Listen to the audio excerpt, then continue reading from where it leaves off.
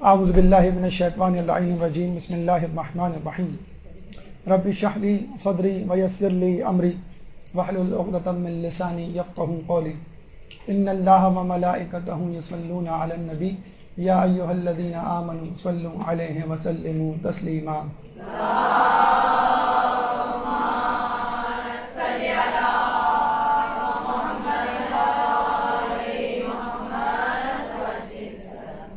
تین جمادی الثانی be be سیدہ کی شہادت کے حوالے سے 13 جمادی الاول سے زیادہ قوی روایت، چنانچہ آج کے دن کو دیکھتے ہوئے موضوع سخن القابات بی بی سیدہ آپ کے سامنے پیش کیا جا رہا ہے۔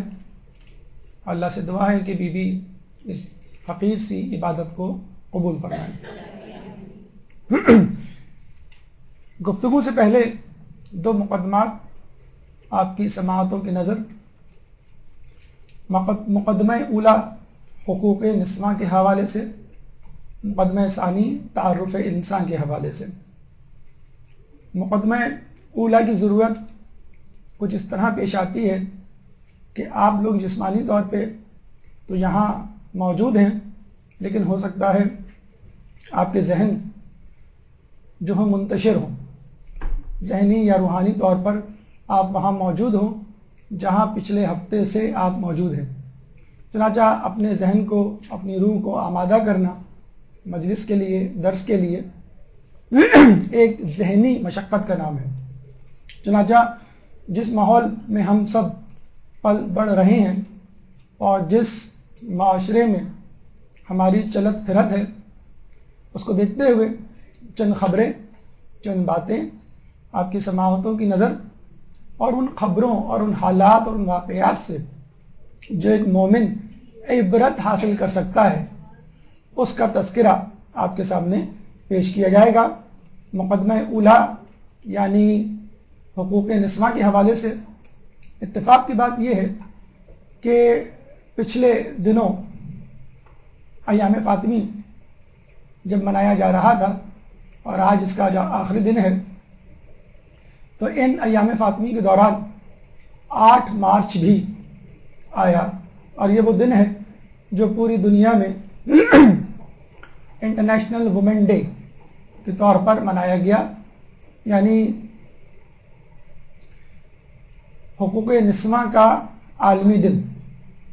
اس حوالے سے کچھ خبریں آپ کو پہنچانا مقصود ہیں، اور ان خبروں سے ہمارے لیے کیا پیغام، اور ان خبروں کا آج کے موضوع سے کیا ربط۔ ایک درود پڑھ دیں محمد والے محمد۔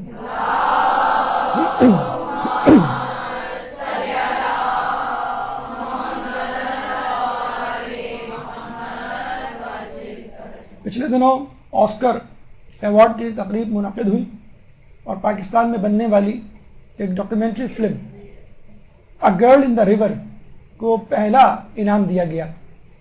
پاکستان میں بننے والی فلمیں آسکر ایوارڈ کی جیت تو کیا، اس کی نومینیشن کے لیے بھی کوالیفائی نہیں کر پاتی۔ وہاں پہ ایک ڈاکیومنٹری فلم کو یہ ایوارڈ ملنا واقعی قابل ستائش ہے۔ اس مووی میں اس لڑکی کا تذکرہ ہے کہ جس کو شک کی بنیاد پر کاروکاری کی قبیح رسم کے حوالے کر دیا گیا اور مردہ سمجھ کے دریا میں پھینک دیا گیا، لیکن اللہ کو کچھ اور منظور تھا۔ دریا کی لہروں میں کشتی کی مانند تیرتی ہوئی دریا کے دوسرے کنارے اتر گئی یہ لڑکی، اور زندہ سلامت بچ گئی۔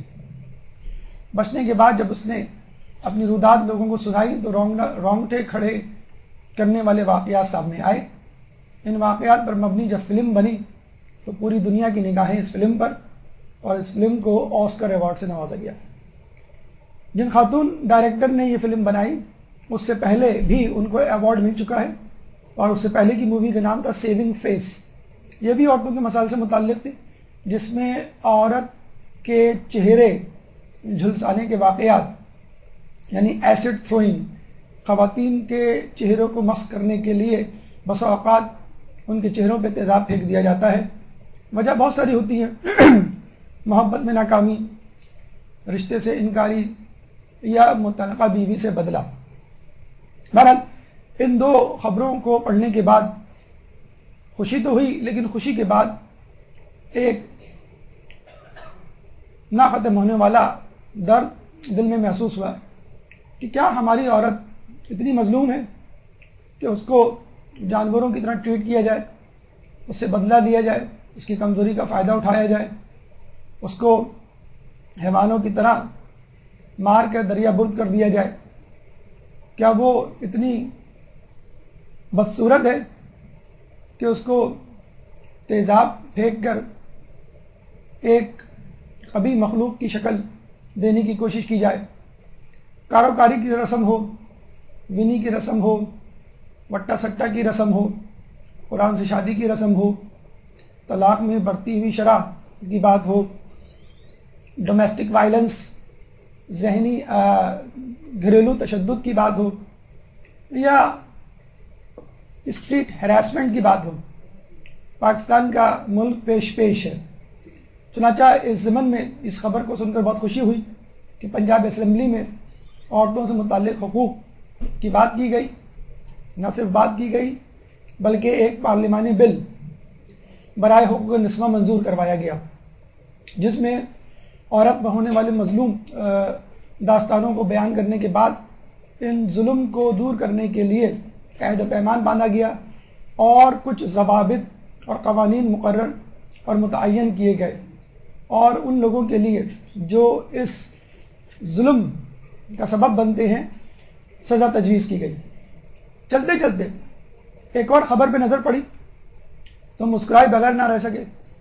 اٹلی میں حقوق نسواں کے عالمی دن 8 مارچ کے موقع پر بڑے اچھوتے انداز سے سیلیبریشن کی گئی۔ اٹلی کی سابق میئر خاتون نے اپنے علاقے میں 600 یورو ڈالر کی قیمت کا اسپرے خواتین میں مفت تقسیم کیا۔ یہ اسپرے کیا خواتین کے لیے تھا؟ جی ہاں۔ کیا مردوں کے لیے تھا؟ جی ہاں۔ کیا یہ کوئی باڈی اسپرے ہے؟ کیا پرفیوم کا نام ہے؟ جی نہیں، یہ عورتوں کا اسپرے ہے، عورتوں کی حفاظت کے لیے اسپرے ہے، مردوں کی غلط کاریوں اور مردوں کی بدتمیزی سے بچنے کے لیے، کہ اگر کسی عورت کو، لڑکی کو مرد سڑک پہ چھیڑے تو مرچوں والا اسپرے، جس کو چلی اسپرے کہتے ہیں، وہ چھڑک دے، اور جو مرد اپنی نظروں کی حفاظت کرنا نہیں جانتے ان کی آنکھوں میں جب یہ چلی اسپرے یا مرچوں والا اسپرے پڑے گا تو ان کو اندازہ ہو جائے گا کہ جب دنیا کی سزا اتنی سخت ہے تو قیامت کی سزا کتنی سخت ہوگی۔ جب اللہ کی مخلوق اس بندی کا ظلم ایسا ہے تو خود اللہ جب سزا دینے پر آئے گا تو کس طرح کی پکڑ کرے گا، اور کس طرح میں ان سلاخوں کو، گرم گرم سلاخوں کو اپنی آنکھوں میں برداشت کروں گا جو بد نظری کے سبب میری آنکھوں میں ڈالی جائیں گی مجھے جہنم میں پھینکنے سے پہلے۔ تو یہ اسپرے ایک زمانے میں پیپرمنٹ اسپرے کہلاتا تھا، کینیڈا یورپ میں بہت رائج تھا، اس میں پودینے کی خوشبو ہوا کرتی تھی، لیکن اب عورتوں نے جو ہے کمر کس لی ہے کہ اب ہم مردوں کو جو ہے مرچوں کا مزہ جو ہے وہ چکھائے بغیر نہیں رہیں گے۔ چنانچہ اس کو نمک دانی مت سمجھ لیجئے گا کہ گھر میں لا کے اگر قورمے میں نمک کم ہے تو آپ نے ڈال دیا، نہ اس کو مرچ دانی سمجھیے گا کہ بریانی میں مرچیں کم ہیں تو آپ نے نمک یہ مرچوں والا اسپرے چھڑک لیا۔ بہرحال یہ اسپرے اس ملک میں تقسیم کیا گیا ہے کہ جس ملک میں 2014 میں خواتین کو بڑی تعداد میں قتل کیا گیا، مردوں نے قتل کیا، 152 خواتین کا قتل ہوا، تقریباً 12 قتل ہر مہینے، ہر دوسرے دن ایک قتل۔ اس قسم کے واقعات اگر پاکستان میں ہوں تو سمجھ میں آنے والی بات ہے، ترقی پذیر ممالک میں ہوں تو سمجھ میں آنے والی بات ہے، جہاں پہ عورت کو چادر چار دیواری میں اور حجاب میں رکھنے کا پابند بنایا جاتا ہے تو سمجھ میں آنے والی بات ہے۔ لیکن اس قسم کے واقعات اس دنیا میں کہ جہاں پہ عورت آزاد ہے، مکمل طور پہ گھوم پھر سکتی ہے، مردوں کی شانہ بشانہ چل رہی ہے، وہاں پہ ایسے واقعات کیوں پیش آ رہے ہیں؟ اسی طرح ایک اور ملتی جلتی خبر کہ آسٹریلیا میں 2 خواتین کو جو ٹورسٹ تھی اور سیاحت کے لیے نکلی تھی ان کو رستے سے اغوا کر کے زیادتی کے بعد قتل کر دیا گیا۔ پورے یورپ میں فیس بک پہ ایک ڈیبیٹ چل پڑی کہ خواتین اکیلے کیوں نکلی، لوگوں نے کہا اکیلے کیا مطلب؟ 2 خواتین تھیں، ایک تو نہیں تھی۔ اعتراض کرنے والے نے کہا 2 تھیں لیکن دونوں خاتون تھیں، ان کے ساتھ کسی مرد کا ہونا ضروری ہے۔ اعتراض کرنے والے نے کیا جواب دینے والے نے یہ کہا، یہ کہاں کا قانون کہ جب مرد اکیلے سفر کر سکتے ہیں عورت بھی اکیلے سفر کر سکتی ہے، اور یہ مرد و زن کی مساوات کے خلاف ہے کہ مرد کو تو ہم اجازت دیں اکیلے سفر کرنے کی لیکن عورتوں کو اجازت نہ دیں۔ اب اس ڈیبیٹ میں، اس کنفیوژن میں، اس بحث میں انسان یہ سوچتا ہے اگر مسائل پاکستان میں ہیں، مسائل یورپ میں بھی ہیں، مسائل امریکہ میں بھی ہیں، مسائل ترقی پذیر ممالک میں ہیں تو مسائل ترقی یافتہ ممالک میں بھی ہیں۔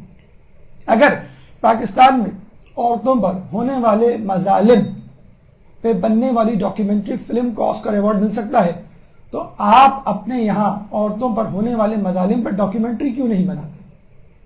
لیکن ہم کیا کریں، ہم پاکستان کے لوگ وہ لوگ ہیں جس کا نام بخشو ہے۔ ہر محلے میں ایک لڑکا ہوتا ہے بخشو، 10-12 سال کا، بخشو ذرا دکان سے دہی لے آنا، بخشو ذرا ٹھیلے والے سے سبزی لے آنا، بخشو ذرا یہ کام کر دینا، بخشو فلاں کو لے کر آ جانا اسکول سے، بخشو۔ تو پاکستان کا بھی یہی حال ہے کہ بخشو ذرا افغانستان میں گن لے کے دوڑ کے 2-4 افغانیوں کو مار کے آ جا، بخشو یمن میں ضرورت ہے کچھ فوجی وہاں پہ بھیج دے، بخشو فلسطین میں تیری ضرورت ہے ایک جلوس نکال دے۔ تو ہم پاکستانی اپنی مظلومیت کا رونا رو رہے ہیں اور اپنے آپ کو ایک ٹیشو پیپر کی طرح لوگوں کے ہاتھوں استعمال کروا رہے ہیں۔ یہاں پہ موجود ہمیں وہ فقیر یاد آتا ہے جو صدر کے چوراہے میں مسلسل کالج لائف میں چوراہے پر بھیک مانگتا ہوا ہاتھوں پہ پٹی بندھی ہوئی حالت میں نظر آیا، اور 2 سال بعد بھی اس کے ہاتھ میں وہی پٹی بندھی ہوئی تھی۔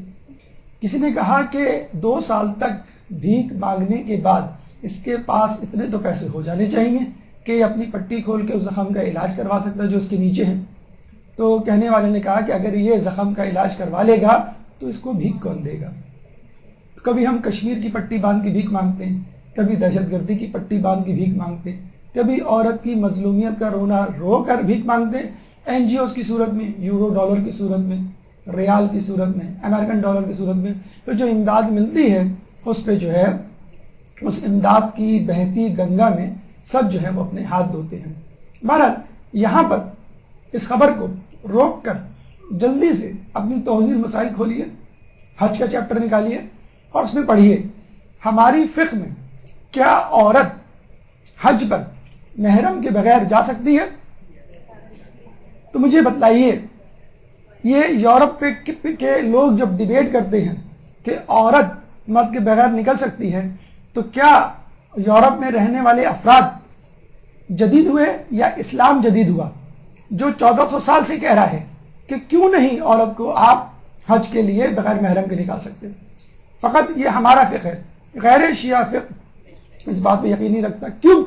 کیونکہ اسلام اس بات کا متقاضی ہے، اسلام اپنی عورت پہ ٹرسٹ کرتا ہے کہ یہ عورت جب اکیلے نکلے گی تو اس میں اتنی طاقت ہے، اس میں اتنی قوت ہے کہ یہ اپنی عزت و عفت کی حفاظت کر سکتی ہے، اور اگر نہیں بھی کر سکتی تو خدا نخواستہ مرد حضرات جس کے پاس موجود ہے ان کو اللہ تعالیٰ یہ ذمہ داری دیتا ہے کہ وہ اس عورت کی حفاظت کرے۔ رسول اکرم صلی اللہ علیہ وآلہ وسلم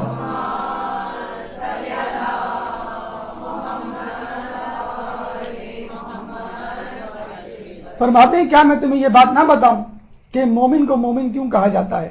اس کی وجہ یہ ہے کہ لوگوں کی جان و مال کو اس کی طرف سے امن و امان حاصل ہے۔ یہ مومن کی ذمہ داری ہے کہ نہ صرف وہ اپنی گھر کی عورتوں کی حفاظت کرے بلکہ وہ گھر کے باہر کی عورتوں کی حفاظت کرے، اور اگر اس کی عزت پہ کوئی آنچ آئے تو سینہ سفر ہو جائے، اس کے لیے ڈھال بن جائے۔ اور ہم بڑے فخر سے کہتے ہیں کہ ہمارا معاشرہ اسلام سے کتنا ہی دور سہی کم از کم اس کا اثر لیے ہوئے ہے۔ آج بھی بس اسٹاپ پہ کوئی لچا لفنگا کسی لڑکی کو چھیڑ دے، آپ دیکھیے اس لڑکے کو سبق سکھانے والے کتنے مرد جمع ہو جاتے ہیں۔ آج بھی یوٹیلیٹی بلز جمع کرانے کے لیے اگر 100 مرد کھڑے ہوں گے اور ایک عورت آ کے لائن میں کھڑی ہونے کی کوشش کرے، 100 کے 100 مرد اپنی جگہ سے ہٹ جائیں گے کہ بی بی پہلے آپ جمع کرا دیں۔ 100 کے 100 مرد اس کی قربانی دیں گے۔ یورپ میں کیا ایسی قربانی آپ کو نظر آئے گی؟ ایسا عزت و احترام آپ کے وہاں پہ نظر آئے گا تو ہم بڑے فخر سے کہتے ہیں کہ اگر حقوق نسواں کی بات کرنی ہے تو اسلام میں عورت کے مقام کو سمجھیے. اگر آپ کو عالمی حقوق نسواں کا دن منانا ہے تو 8 مارچ کو نہ منائیے، 3 جمادی الثانی کو منائیے. اور اگر آپ چاہتے ہیں کہ عورت کے لیے میں کس رول ماڈل کی تلاش کروں تو آئیے بی بی سیدہ کی صورت میں اس عورت کی تلاش کریں.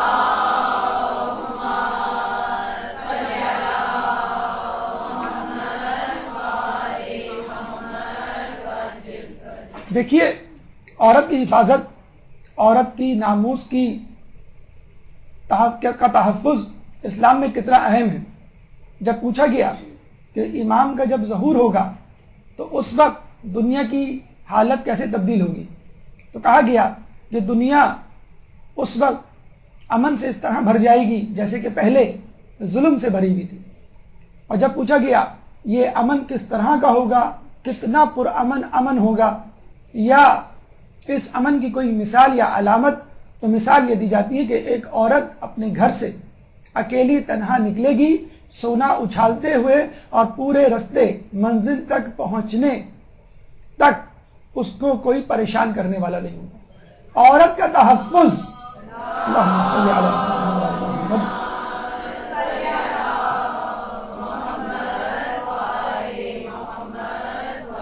گویا عورت کا تحفظ معاشرے کی امن کی علامت ہے. اس معاشرے میں امن نہیں جہاں پہ عورت کو تحفظ حاصل نہیں. معاشرے میں کتنا ہی امن ہو، اگر عورت پریشان ہے تو وہ معاشرہ پرامن کہلانے کا حقدار نہیں. چنانچہ ہم یہ سمجھتے ہیں اگر آپ کو عورتوں کے مسائل حل کرنے ہیں تو آپ کو اسلام کی طرف رخ کرنا پڑے گا. پارلیمانی بل کتنے ہی منظور ہو جائیں، آپ کو اسلام سے بہتر دستور کہیں نہیں ملے گا. آپ مشرق و مغرب کے قوانین کھنگال ڈالیے، قرآن و عطرت میں موجود قوانین کا وہ مقابلہ نہیں کر سکتے. چنانچہ اسلام کی طرف رخ کیجئے، عورتوں کے مسائل کو حل کرنے کے لیے اس شخصیت کا انتخاب کیجئے کہ جس نے عورت کے ہر رخ کو اپنی معراج پر پہنچایا، بحیثیت بیٹی، بحیثیت بیوی، بحیثیت ماں، جناب سیدہ سلام اللہ علیہ.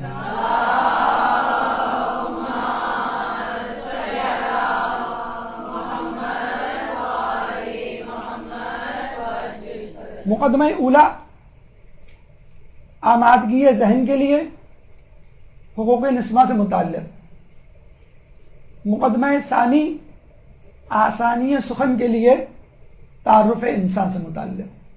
آپ کے ذہن الحمدللہ اب آمادہ ہو گئے ہوں گے آج کی گفتگو کو سمجھنے کے لیے. آج کی گفتگو القابات سیدہ کے حوالے سے ہے. چنانچہ اس گفتگو کو آسان بنانے کے لیے اور زمین کو نرم کرنے کے لیے ایک تعارف آپ کے سامنے پیش کیا جا رہا ہے انسان کا، کہ جب ہم یہ کہتے ہیں کہ اگر عورت کو اپنے مسائل حل کرنے ہیں تو اسے بی بی سیدہ کو اپنا رول ماڈل بنانا ہوگا، اپنا جو ہے وہ اپنے لیے سنگ میل اور اپنے لیے ایک مثالی عورت بنانا ہوگا.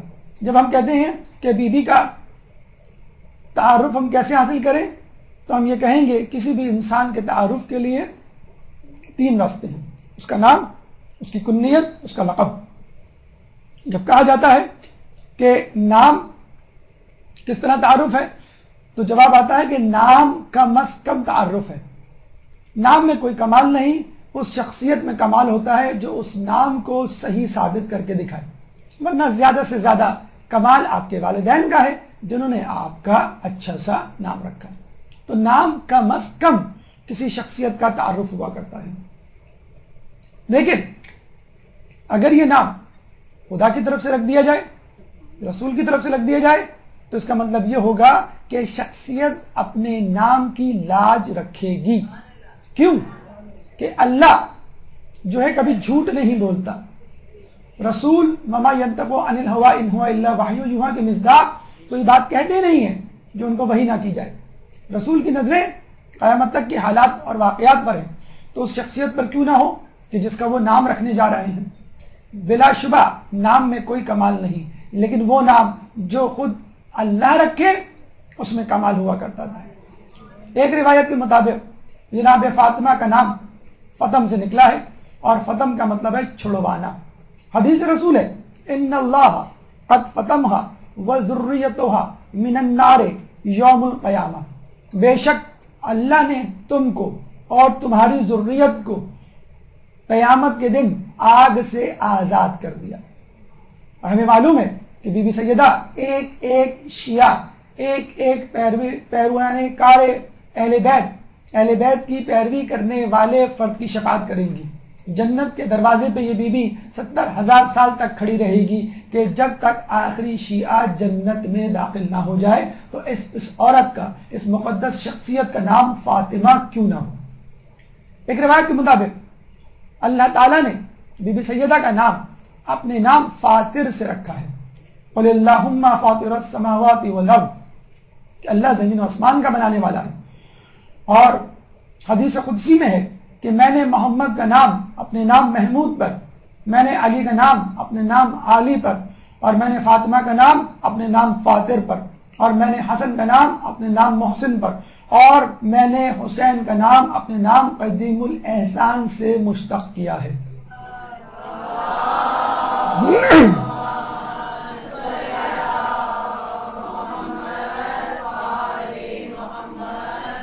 چنانچہ بی بی سیدہ کا ہی نام نہیں، تمام افراد جو پنجتن پاک میں موجود ہیں، تمام افراد جو صاحب قصہ ہیں، ان میں سے ہر ایک کا نام فاطمہ ہے۔ لیکن جب ان پانچوں کا ایک ساتھ تعارف کروایا جائے تو مرکز و محور و منبع و مصدر و ماخذ جناب سیدہ کی ذات ہوا کرتی ہے۔ ہم فاطمہ تو و ابوہا و بعلہا و بنوہا۔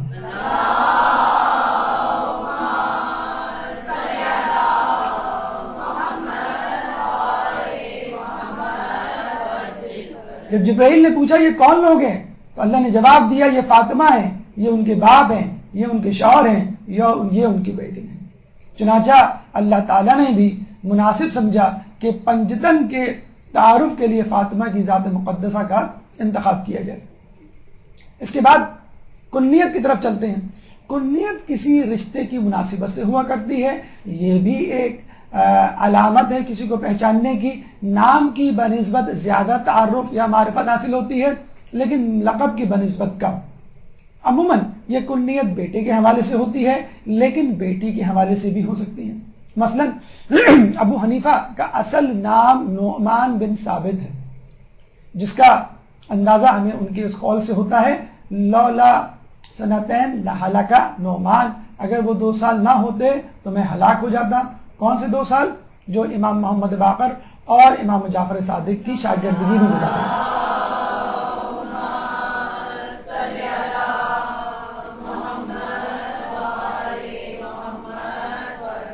اور اس شاگردگی کا اقرار خود مولانا شبلی نعمانی نے اپنی کتاب سیرت نعمان میں صفحہ نمبر 36 میں کیا۔ بہرحال عموماً بیٹوں کے نام پر کنیت ہوا کرتی ہے، بڑے بیٹے کے نام پر کنیت ہوتی ہے، اور کبھی کبھی بیٹی کے نام پر بھی کنیت ہوتی ہے۔ ابو حنیفہ ایک دفعہ ایک سوال کے جواب دینے سے قاصر رہے جو عورتوں سے متعلق تھا، لوگ چلے گئے تو ان کی بیٹی نے کہا اس سوال کا جواب یہ ہے۔ وہ بہت خوش ہوئے اور کہنے لگے کہ آج سے میری کنیت میری بیٹی کے نام سے، اور اس کے بعد سے نعمان بن ثابت کو ابو حنیفہ کہا جانے لگا۔ جناب سیدہ کی کنیات، جیسے ہم نے کہا کہ کنیت میں وہ افضلیت نہیں جو لقب میں ہوتی ہے، لیکن اگر رشتہ داری کی نسبت ایسی عظیم ہستیاں ہوں جو خود شفاعت کا ذریعہ بنے لوگوں کے لیے، اور جن کی فضیلت مقام و مرتبہ میں خود پرورش کرنے والے کا ہاتھ ہو، تو یقیناً تھوڑا بہت تو تعارف یا معرفت کا ذریعہ بن ہی جاتی ہے۔ بی بی سیدہ کی کنیات میں ام السبتین، سبت نواسے کو کہتے ہیں، سبتین یعنی 2 نواسوں کی ماں۔ کن کے نواسے؟ رسول کے نواسے۔ ام الحسنین یعنی حسن و حسین کی ماں۔ ام الائمہ 11 اماموں کی ماں۔ ام ابیہا اپنے باپ کی ماں۔ اس کے بعد دیگر کنیات میں ام الابرار، ام الاطہار، ام الاخیار، ام الانوار، ام البریہ، ام الفضائل۔ گویا آپ کی کنیات میں بھی آپ کی صفات پوشیدہ ہیں۔ اب آئیے لقب کی طرف۔ بی بی کے لقب کے حوالے سے گفتگو بعد میں، لیکن یہ بات ذہن میں رکھ لیجئے، اگر کسی شخص کی معرفت حاصل کرنی ہو تو اس کی معرفت اس کے نام سے زیادہ اس کی کنیت میں، اور اس کی کنیت سے زیادہ اس کے القاب میں پوشیدہ ہے۔ کیوں؟ نام آپ کا والدین رکھا کرتے ہیں، آپ نہیں۔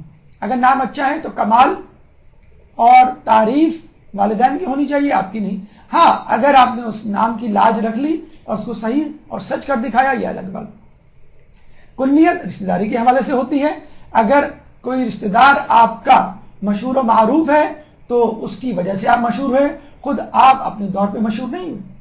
لقب ایسی چیز ہے جو لوگوں میں آپ کی اپنی صفات کی وجہ سے مشہور ہوتا ہے۔ جتنے زیادہ لقب ہوں گے، جتنے پرمعنی اور وسیع لقب ہوں گے، آپ کی شخصیت میں بھی اتنی ہی گہرائی اور وسعت ہوگی۔ جب ہم علی کہتے ہیں تو ہمیں فقط شخصیت علی ذہن میں آنے کا، جسے کہتے ہیں کہ ادراک ہوتا ہے، درک ہوتا ہے، لیکن جب ہم اسد اللہ کہتے ہیں تو ہمارے ذہن میں ایک ایسی شخصیت کا چہرہ، ایک شخصیت کا حیبلہ آتا ہے کہ جو بہت شجیع اور بہادر ہے۔ جب ہم کہتے ہیں علی بن حسین یعنی حسین کے بیٹے علی، لیکن جب ہم کہتے ہیں زین العابدین تو ہمارے ذہن میں ایسی شخصیت کا تصور آتا ہے کہ جو عبادت گزار ہو، اور اتنی عبادت گزار ہو کہ عابدوں کی زینت بن جائے۔ یہ ہے کمال اس شخصیت کا۔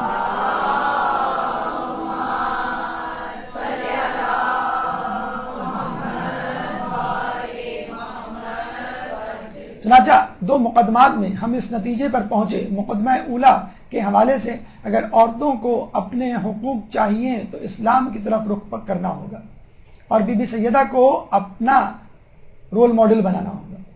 اور ہمیں اگر بی بی سیدہ کا تعارف حاصل کرنا ہے تو بھی کسی بھی انسان کے صحیح تعارف کے لیے جس طرح ان کے القابات کی طرف رخ کیا جاتا ہے، اسی طرح بی بی کی تعارف، بی بی کی معرفت کے لیے آپ کو بی بی سیدہ کے القابات کی طرف رخ کرنا چاہیے، جن کی تعداد تاریخ کی کتابوں میں، سیرت کی کتابوں میں 300 سے زیادہ ہے۔ چنانچہ وقت کی کمی کے باعث اور ہم خود اپنی ذات میں ہم سب اتنی استطاعت نہیں رکھتے کہ بی بی کے تمام القابات کو تمام معنی کے ساتھ سمیٹ کے لوگوں کے سامنے پیش کیے جائیں۔ چند القابات آپ کے سامنے پیش کیے جا رہے ہیں جن کا تذکرہ آیت اللہ حسن غدیری نے اپنی کتاب ام ابیہا میں کیا۔ ایک درود پڑھ دیں محمد والے محمد۔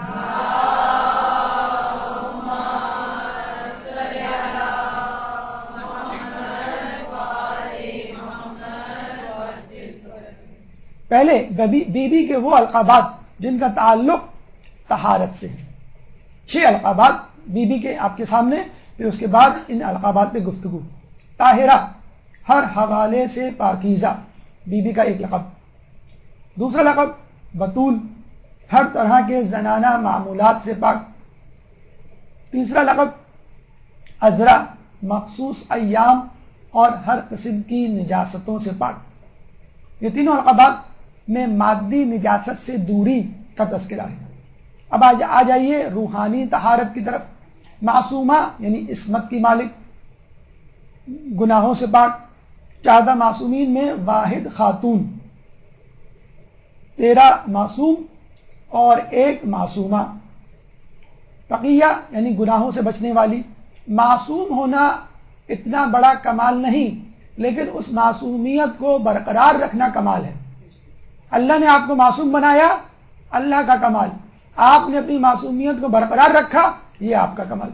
ماں جب اپنے بچے کو صاف ستھرے کپڑے پہناتی ہے تو یہ ماں کا کمال ہے کہ اس نے صاف ستھرے کپڑے پہنائے۔ اب بچہ دن بھر گھوم کر واپس جب گھر آتا ہے تو کپڑے ویسے ہی کہ ویسے رہیں، اور ماں خوش ہو جائے کہ بیٹا میں نے جیسے بھیجا تھا تم ویسے ہی آئے، ذرا سی بھی گندگی کپڑوں میں نہ لگی، حالانکہ تم باہر دھول مٹی سے آ رہے ہو، تو اس میں کمال اب بچے کا ہے۔ تو معصومین گناہ کر سکتے تھے، سکت تھی، لیکن اپنے نفس پہ غلبہ تھا، اپنے نفس میں مکمل کنٹرول تھا، اس لیے گناہ نہیں کیے۔ چنانچہ معصومیت کو برقرار رکھنا معصوم ہونے سے کہیں زیادہ افضل ہے۔ پھر بی بی کا ایک لقب زکیہ، اور زکیہ جیسے آپ نے لفظ سنا ہوگا تزکیہ نفس سے نکلا ہے۔ قد افلح من زکاہا، سورہ شمس کی آیت، قد افلح من تزکا، سورہ اعلیٰ کی آیت۔ کامیاب ہوا وہ شخص جس نے اپنا تزکیہ نفس کر لیا. تزکیہ نفس کیا ہے؟ نہ کہ اپنے نفس کو دبانا اور نہ ہی اپنے نفس کو کھلا چھوڑ دینا، بلکہ ایک اعتدال کی راہ میں اپنے نفس کی پرورش کرنا کہ غیر ضروری کاموں اور گناہوں اور لغزشوں اور خطاؤں سے اپنے آپ کو بچانا، اور اپنی خواہشات کو اس طرح پورا کرنا کہ جس میں اللہ کی خواہش اور اللہ کی رضا بھی شامل ہو.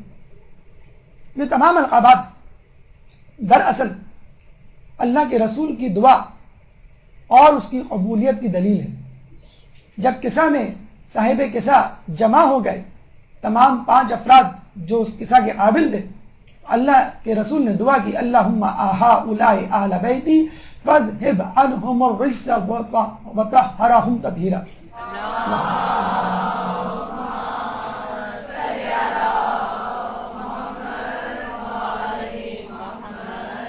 اے اللہ یہ میرے اہل بیت ہیں، بس ان سے رجس کو دور رکھ اور ان کو اس طرح پاک و طاہر کر دے جس طرح کے پاک و طاہر رہنے کا حق ہے. ایسے موقع پر ام سلمہ وہاں پہ موجود تھی. انہوں نے رسول اللہ کو جب یہ کہتے سنا تو کہا وَأَنَا مَعَهُمْ یا رسول اللہ، کیا میں بھی ان کے ساتھ شامل ہوں؟ تو رسول اللہ نے جواب دیا انت علی مکانک انت علی خیر انت من ازواج النبی. انت علی مکانک کہ تم اپنی جگہ پہ رہو، انت علی خیر تم خیر پر ہو، انت من ازواج النبی تم جو ہو وہ ازواج نبی میں سے ہو. یعنی اس آیت کی مصداق، اس دعا کی مصداق ازواج نبی نہیں تھی، ام سلمہ نہیں تھی. لیکن اس کا مطلب یہ بھی نہیں کہ یہ لوگ جو ہے مکمل طور پہ گمراہ ہو گئے. ام سلمہ کے لیے کہا کہ تم خیر پر ہو، اور اس کے بعد اللہ تعالیٰ نے یہ آیت نازل کی کہ جس میں اہل بیت کی طہارت اور خصوصی طور پہ صاحب قصہ کی طہارت ثابت ہوتی ہے. انما یرید اللہ لیذھب عنکم الرجس اہل البیت ویطہرکم تطہیرا.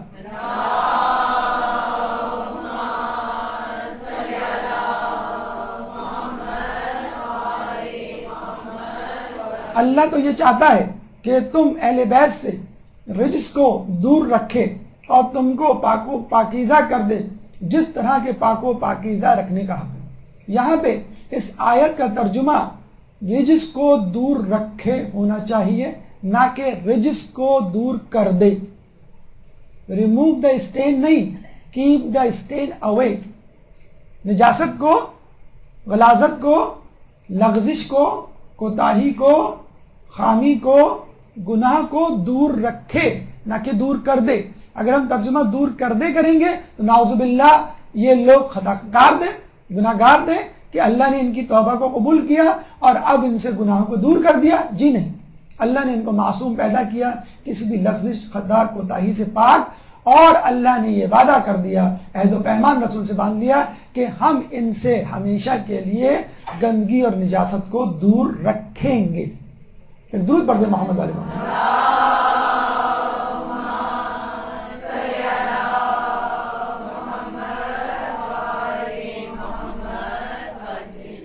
بی بی کا ایک اور لقب زہرا، جس کا مطلب روشن، رخشندہ، تابندہ، تابہ. اور یہ کہا جاتا ہے کہ بی بی جب محراب عبادت میں کھڑی ہوتی تو پورا شہر مدینہ منور ہو جاتا. صبح محراب عبادت میں کھڑی ہوتی تو پورا شہر مدینہ سفید ہو جاتا. لوگ بھاگتے ہوئے آتے کہ یہ روشنی کہاں سے آ رہی ہے.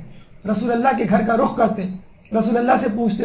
رسول اللہ حجرہ فاطمہ کی طرف اشارہ کر کے کہتے کہ میری بیٹی فاطمہ عبادت کر رہی ہے. اس کے بعد ظہر کے وقت یہی نور سفید سے زرد نور میں تبدیل ہو جاتا. لوگ دوبارہ بھاگتے ہوئے رسول کے گھر کی طرف رخ کرتے اور رسول سے پوچھتے کہ یہ نور کیسا ہے. رسول حجرہ فاطمہ کی طرف اشارہ کرتے اور کہتے کہ میری بیٹی فاطمہ عبادت کر رہی ہے. پھر جب یہی نور شام کے وقت سرخ نور میں تبدیل ہو جاتا تو لوگ بھاگتے ہوئے رسول کے گھر کی طرف آتے، رسول سے پوچھتے کہ نور کیسا ہے. تو رسول اللہ بی بی کے حجرے کی طرف اشارہ کرتے اور یہ کہتے کہ میری بیٹی عبادت کر رہی ہے. یہاں سے بی بی کا نور اور بی بی کی عبادت تو ثابت ہوتی ہے، لیکن 3 اوقات میں 3 نوروں کی تبدیلی سے 3 اوقات صلات بھی ثابت ہو جاتے ہیں. ایک درود پڑھ دیں محمد والے محمد.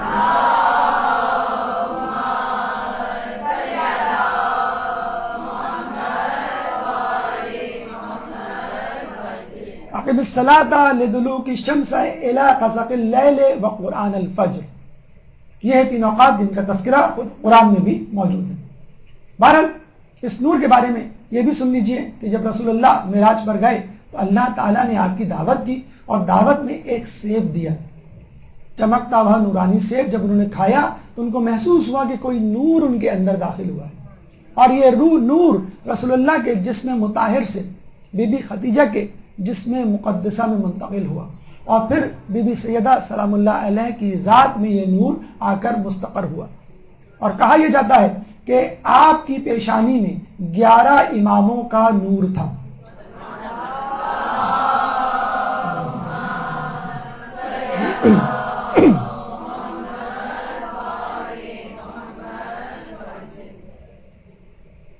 کہا یہ جاتا ہے کہ رسول اللہ اکثر آپ کی پیشانی کو چوما کرتے تھے. ہمارے دوسرے امام حسن مجتبیٰ علیہ السلام فرماتے ہیں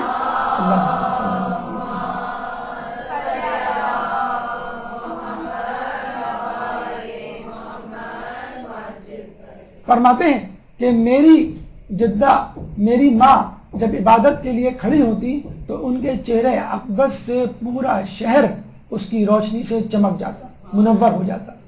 تو بہرحال اس سے نہ صرف کہ بی بی سیدہ کے ذات کے نورانی ہونے کی بھی تصدیق ہوتی ہے، بلکہ آپ کی عبادت کا بھی پتہ چلتا ہے کہ بی بی صبح اور شام عبادت میں مصروف رہا کرتی تھی.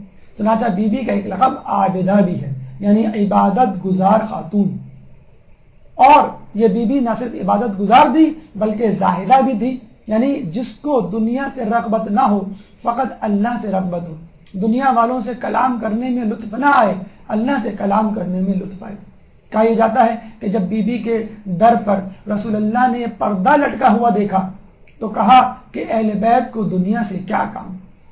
بی بی نے فوراً وہ پردہ وہاں سے ہٹا دیا اور پرانا پردہ لٹکا دیا. جب ہار پہنا ہوا رسول اللہ نے بی بی کو دیکھا تو پسند نہ فرمایا، چنانچہ فوراً وہ ہار بیچ کے کنیز کو آزاد کیا. کہتے ہیں بی بی سیدہ کی چادر میں 12 پیوند لگے ہوئے تھے.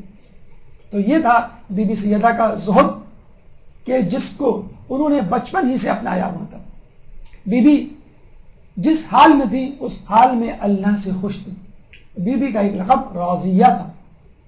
کہتے ہیں کہ جب ان پہ کام کا بوجھ ہوتا، بہت زیادہ تکلیف اور مشقت سے گزرتی، اور لوگ جب ان کی توجہ اس طرف دلواتے تو آپ کہا کرتی تھی وما عند اللہ خیر وابقی، کہ اللہ کے پاس جو کچھ بھی ہے وہ زیادہ بہتر ہے اور ہمیشہ قائم رہ جانے والا ہے. کہتے ہیں ایک دفعہ جب رسول اللہ بی بی کے گھر پہ آئے تو دیکھا ایک ہاتھ میں بچہ اور دوسرے ہاتھ میں چکی پیس رہی. رسول اللہ نے بی بی سے کہا کہ تم ایک کام فضہ کو کیوں نہیں دے دیتی؟ تو بی بی نے بڑی سادگی سے جواب دیا آج فضہ کا دن نہیں. ہمارے گھر میں نوکرانی ہو، نوکر ہو، ہم اٹھ کے پانی بھی نہیں پیتے، اور وہاں بی بی چھوٹے سے چھوٹا کام بھی بی بی فضہ کو دینے کے لیے تیار نہیں، کہ کیونکہ آج میرا دن ہے اور یہ عدل و انصاف کے خلاف ہے کہ آج کے دن جو کام مجھے کرنے ہیں وہ میں کسی اور کے حوالے کر دوں. ایک درود پڑھ دے محمد والے محمد.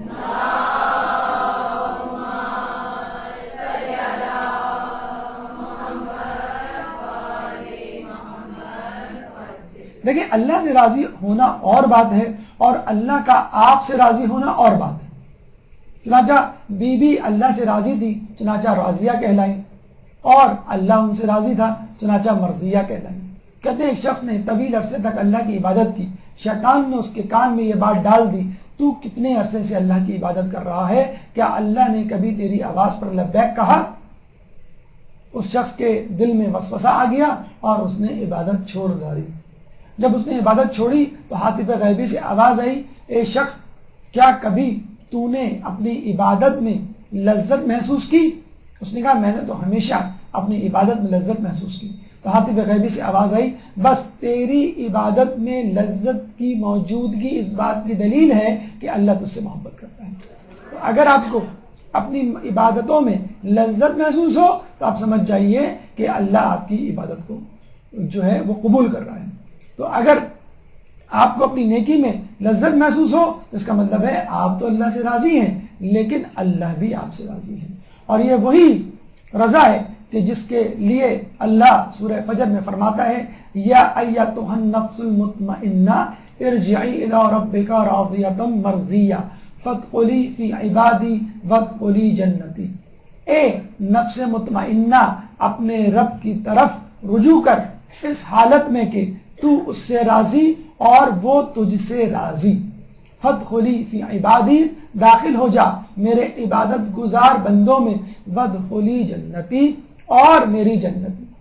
تو یہ وہ منزل ہے کہ جب انسان کا نفس مطمئن ہو جاتا ہے اللہ سے، اللہ کی دی ہوئی نعمتوں سے، اللہ کی طرف سے دی گئی آزمائشوں کے حوالے سے، اور جب وہ مطمئن اور راضی ہوتا ہے تو اللہ بھی اس سے راضی ہوتا ہے، اور جب اللہ راضی ہو تو وہ شخص مرضیہ بن جاتا ہے اور اللہ کی جنت میں ہمیشہ کے لیے ساکن ہو جاتا ہے۔ ایسا شخص، ایسی شخصیت جو اللہ سے راضی ہو اور اللہ بھی اس سے راضی ہو، تو اللہ اس شخصیت کی کیوں نہ حفاظت کرے، اللہ اس شخص کی کیوں نہ مدد کرے۔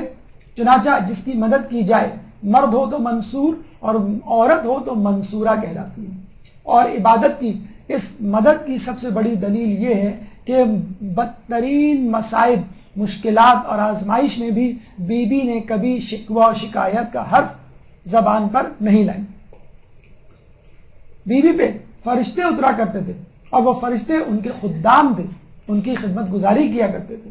تو مخدومہ بی بی کا ایک لقب جس کی خدمت گزاری فرشتوں نے کی، اور یہ کہا جاتا ہے کہ اکثر فرشتے ان کے گھر کے کام کیا کرتے تھے۔ جبرائیل علیہ السلام کے بارے میں کہا جاتا ہے کہ وہ گہوارے میں بچے کو جھولا دیا کرتے تھے، اور چکی پیسنے کے لیے اللہ تعالیٰ نے ایک فرشتے قابیل کو مقرر کیا تھا۔ تو فرشتے نہ صرف ان کی دلجوئی، تسلی، حوصلہ افزائی کیا کرتے تھے بلکہ ان کے کام بھی کیا کرتے تھے۔ اور یہ بھی آپ کو معلوم ہے کہ جب بچوں نے عید کے دن ضد کی، لباس کی، تو جبرائیل علیہ السلام جو ہے وہ ان کے لیے لباس لے کر آئے، سفید لباس۔ جب بچوں نے سفید لباس دیکھے تو کہا کہ بچے تو رنگین لباس پہن رہے ہیں، ہمیں بھی رنگین لباس چاہیے۔ جبرائیل نے یہ کہا اے اللہ کے رسول، میں پانی ڈالتا ہوں، آپ پانی ڈالنے کے دوران کپڑوں کو آپس میں ملیے گا، آپ دیکھیے گا کہ جس کو جو رنگ چاہیے اس پہ چڑھ جائے گا۔ چنانچہ امام حسن نے سبز رنگ کا انتخاب کیا، امام حسین نے سرخ رنگ کا انتخاب کیا۔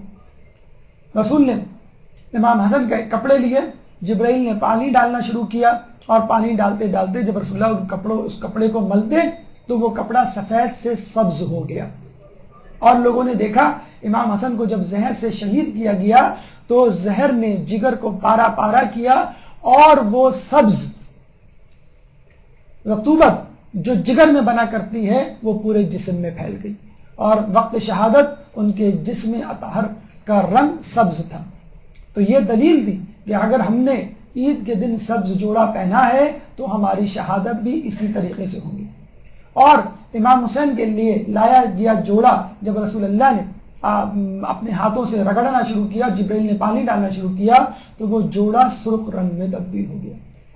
چنانچہ اس بات کی دلیل تھا کہ مجھے جو ہے میرے خون میں لت پت کر کے شہید کیا جائے گا۔ شیخ بہائی کے بارے میں کہا جاتا ہے بہت بڑے عالم تھے۔ یہاں یہ بتلانا مقصود ہے کہ اگر آپ اہل بیت کے نقش قدم پر چلیں تو اللہ تعالیٰ آپ کے لیے بھی ایسے خدمت گزار متعین کر سکتا ہے۔ شیخ بہائی بہت بڑے عالم دین تھے۔ ایک دفعہ کچھ دوست ان کے گھر میں آئے تو دیکھا جھاڑو دل رہی ہے، جھاڑو دینے والا کوئی نہیں، کپڑے دھل رہے ہیں، کپڑے دھونے والا کوئی نظر نہیں آتا، کھانا پک رہا ہے، کھانا پکانے والا کوئی نظر نہیں آتا۔ میں جب پوچھا گیا کہ یہ کیا ہے تو آپ نے بتلایا ایک جن بادشاہ میرا دوست بن گیا ہے، اس کے خدمت گزار روزانہ آتے ہیں اور میرے گھر کا کام کر دیتے ہیں۔ تو اگر مومن اہل بیت کے نقش قدم پر چلے تو اللہ تعالیٰ اس کے لیے بھی غیب سے مدد فرماتا ہے۔ بی بی کا ایک لقب محدثہ ہے۔ جب فرشتے اترتے تھے تو ان سے کلام کرتے تھے۔ اگر محدثہ کو زیر کے ساتھ پڑھے تو محدثہ بنے گا۔ محدثہ یعنی گفتگو کرنے والی، محدثہ زبر کے ساتھ جس سے گفتگو کی جائے۔ اگر آپ فرشتوں سے کلام کریں تو یہ کوئی بڑی بات نہیں، لیکن اگر فرشتے خود آپ سے کلام کریں تو یہ بہت بڑی بات ہے۔ چنانچہ بی بی نہ صرف فرشتوں سے کلام کرتی تھی بلکہ اس عالم دنیا میں آنے سے پہلے بطن مادر میں اپنی ماں سے بھی کلام کرتی تھی۔ رسول اللہ نے ایک دفعہ دیکھا کہ بی بی خدیجہ تنہائی میں کسی سے باتیں کر رہی ہیں۔ جب پوچھا تو کہا گیا کہ میرے بطن میں موجود بچی مجھ سے باتیں کرتی ہے اور مجھے دلاسے دیتی ہے اور مجھے تسلی دیتی ہے۔ گویا وہ اپنے باپ کی ماں نہیں تھی، اپنی ماں کی بھی ماں تھی۔ ایک درود پڑھ دیں محمد والے محمد۔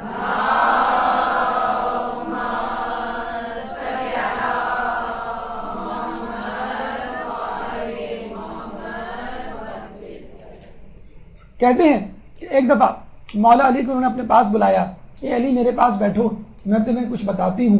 اور جب بتانا شروع کیا تو قیامت تک کے حالات بتا ڈالے۔ مولا علی بڑے حیران ہوئے اور بھاگے بھاگے رسول اللہ کے پاس مسجد نبوی پہنچے۔ رسول اللہ مسکرائے اور کہا، اے علی جو تم مجھے بتانے آئے ہو وہ تمہیں میں خود بتلا دوں یا تم بتلاؤ گے؟ مولا نے کہا آپ بتلائیں۔ چنانچہ رسول اللہ نے وہ تمام باتیں بتلا دی کہ جو جناب سیدہ نے مولا علی کو بتایا۔ تو کہا یہ جاتا ہے کہ بی بی سیدہ کے بعد جب فرشتے آتے تھے تو بی بی سیدہ آگے آنے والے حالات کو قلم بند کر لیا کرتی تھی، اور ان کے پاس ایک مصحف تیار ہو گیا تھا جو 3 قرآن کے برابر تھا۔ اسی کے بارے میں دشمنان اہل بیت نے یہ پروپیگنڈا کیا ہے کہ شیعہ حضرات اس قرآن کو نہیں مانتے جو ہمارے پاس موجود ہے، بلکہ جو اس قرآن کو مانتے ہیں جو اس وقت ان کے مطابق ان کے امام کے پاس موجود ہے۔ جو یاد رکھ لیجئے یہ وہی مصحف قرآن ہے کہ جس کو ہمارے قرآن سے تشبیہ دی جاتی ہے، ایسا نہیں ہے۔